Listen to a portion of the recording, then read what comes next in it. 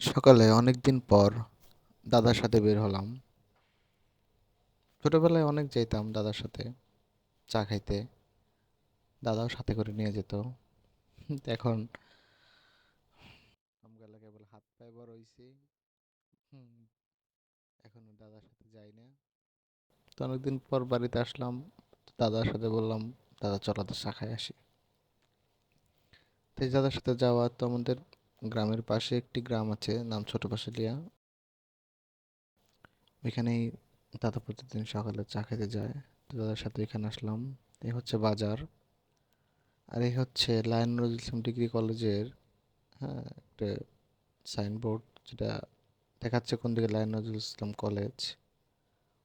আমাদের এদিকের বিখ্যাত একটি কলেজ এটা। ছোটখাটো বাজার আর কি, বেশি বড় না। এখানে গ্রামের কিছু সংখ্যক মানুষ আসে। হুম। তো এই কি হচ্ছে চা স্টল, আমাদের বলে চা স্টল। সবাই ঘুম থেকে উঠে সেখানে চা খায়, চা বিস্কুট খায়। আমিও আসতাম আগে দাদার সাথে, এখন আসা হয় না। এই দাদা চা নিল, আমার চাটা দিল।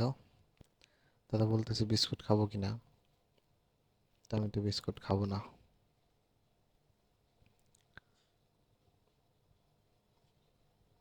তো যাই হোক, ছোটবেলা এক স্মৃতি মনে পড়ে গেল। চা খাইলাম সকালবেলা, ভালো লাগলো। সবাই ভালো থাকবেন, আল্লাহ হাফেজ।